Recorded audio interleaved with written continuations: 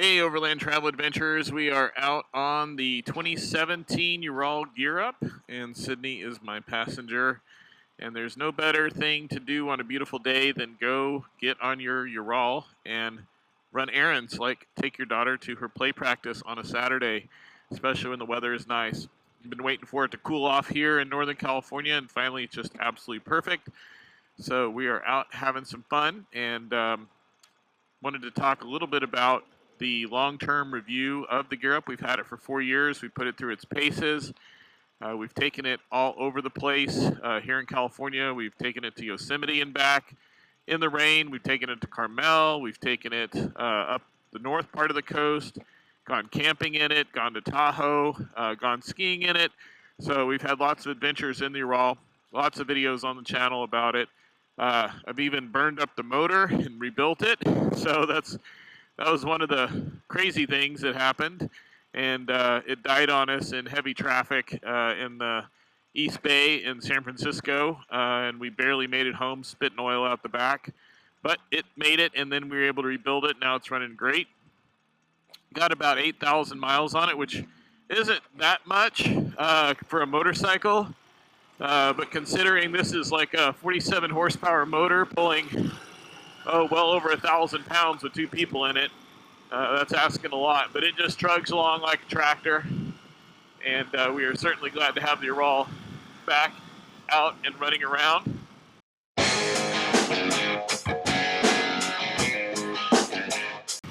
So one of the things with the Ural is frequent oil changes. So I tend to change the oil, I think about every 2,000 to 2,500 miles. Again, you're just working this engine so hard, it's a good idea to check and change that oil pretty frequently. It's easy to do. It doesn't really even take that long to do it, and the filter is right up front, and you just take it right off, and then the drain plug obviously is underneath the motor, and that's easy to do as well.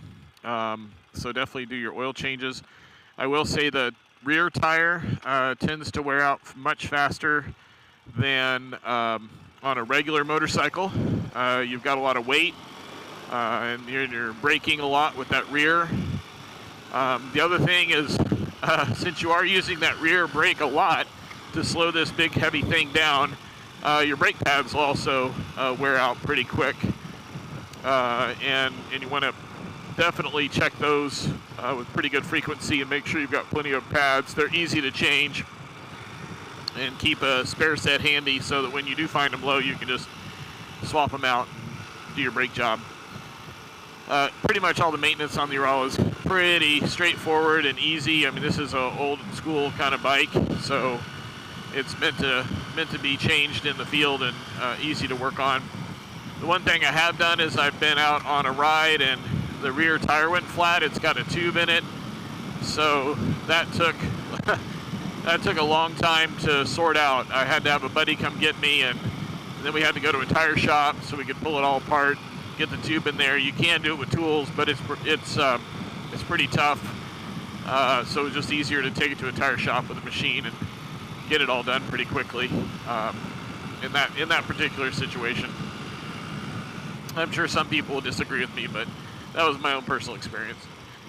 What else about this bike? It is so much fun. People love it. I love it.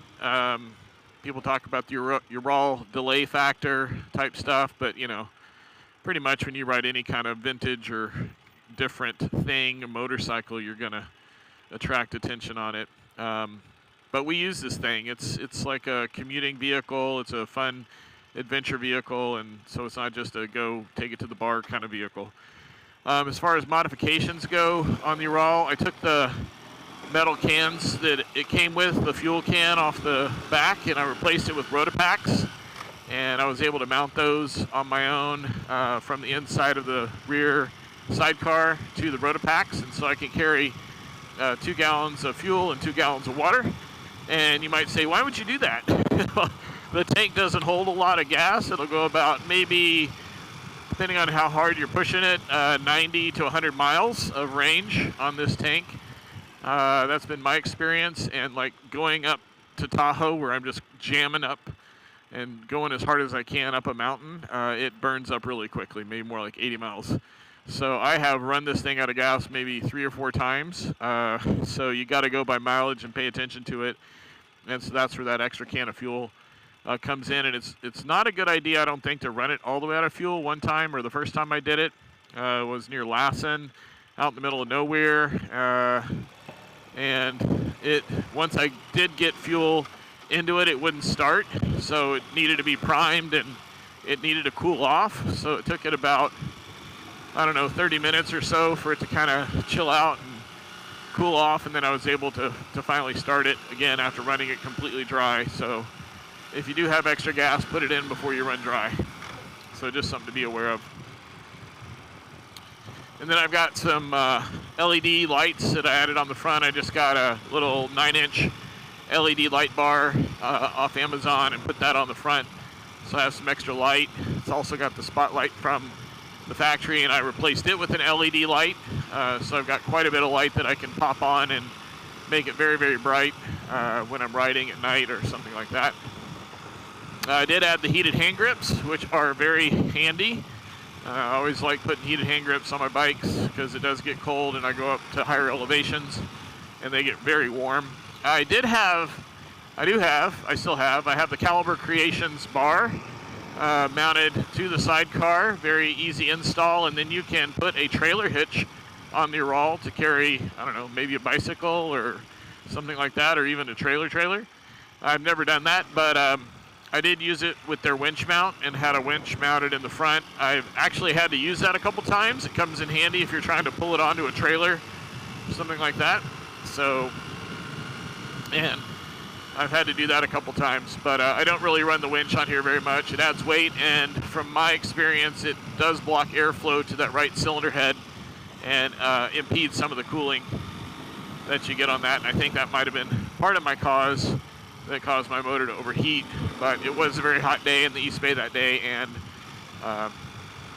it is an air-cooled motor, so got to keep those fins with lots of air going across them, and it doesn't like sitting in heavy traffic. So that's why I usually, at least for me now, after having this, I don't go and beat on it when it's, over 90 degrees. I don't think that's very nice to my Ural. I want it to last. Not that it can't handle it, just something that I don't want to do to mine. Let's see, what else? I did add a seat belt in the passenger side in the sidecar.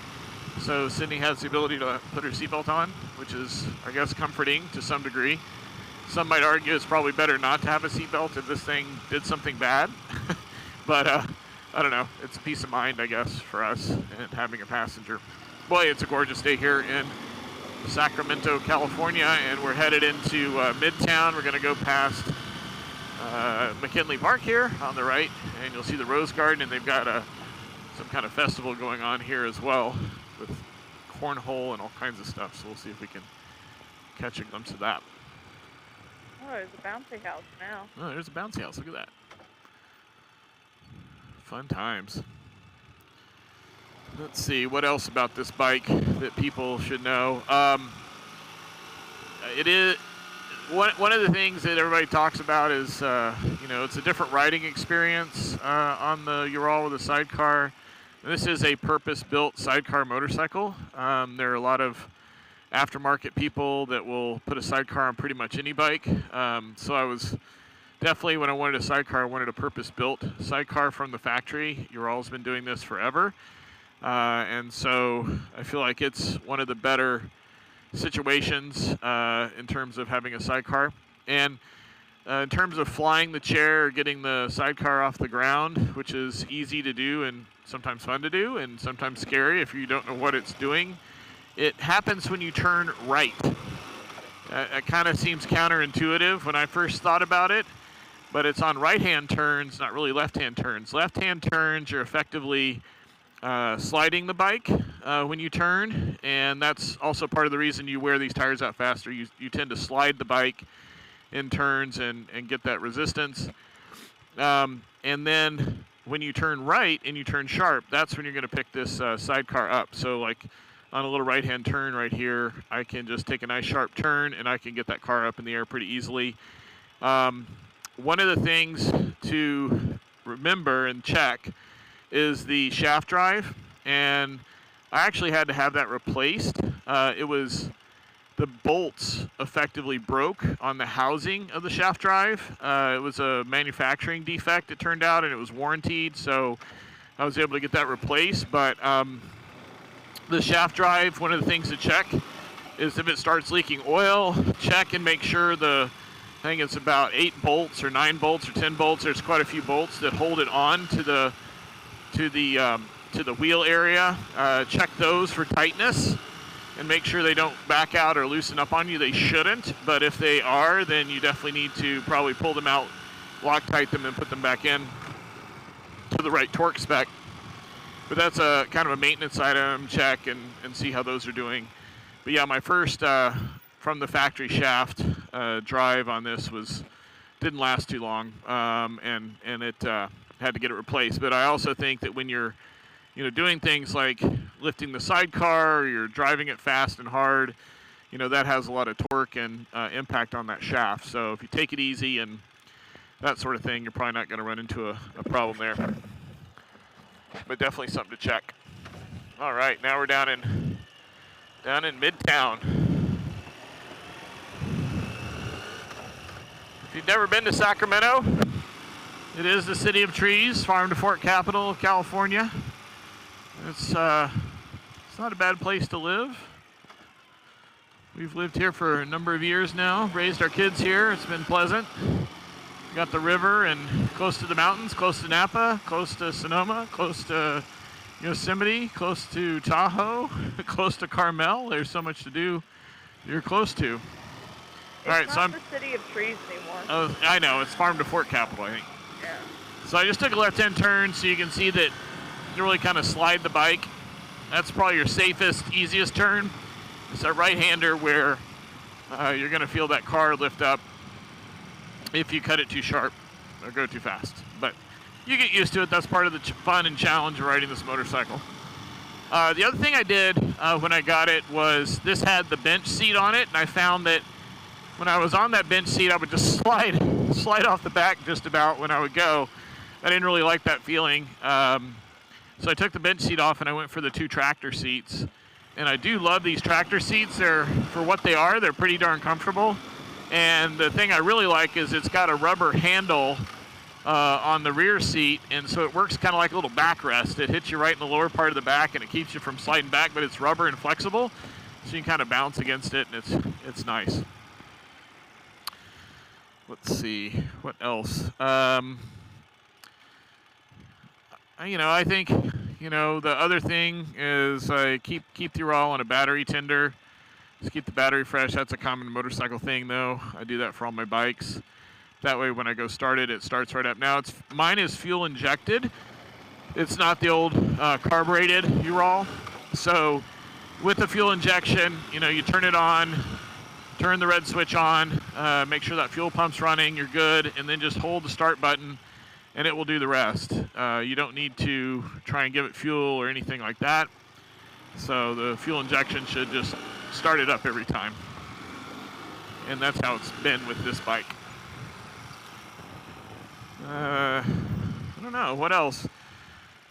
We've just had a blast with this bike. I do, if you want something different, you want to try something different, this is definitely something different. It's not your typical motorcycle. It's kind of nice to come up to a stoplight or something and just keep your feet up. You don't have to put them on the ground. It isn't going to just fall over if you're not balancing it correctly. Though I will say in California we can lane split with motorcycles, and you can't really lane split with the Ural. It is way too big for that. Oh yeah, so I do have the shifter down here, and this is really just to put it into the reverse gear and to put it into neutral, which I really love. This bike on my foot shifter is a little tricky to get into neutral. But with the hand shifter on the right, I can just push it forward and pull it back, and I'm in neutral. And if I want to get it in reverse, I just push it forward, and I can reverse. And the Ural has 4 forward gears and 1 reverse gear and a neutral. So, all right, we are here at the Wells Fargo Pavilion to drop Sydney off so That's she not can... what it's called anymore, because Wells Fargo dropped. Oh, well, all right. They're homophobic. Oh, all right. Okay. so here we are, and thanks for coming along with this little Ural update and kind of long-term review. We'll drop Sydney off here, and we will see you next time. Thanks for stopping by.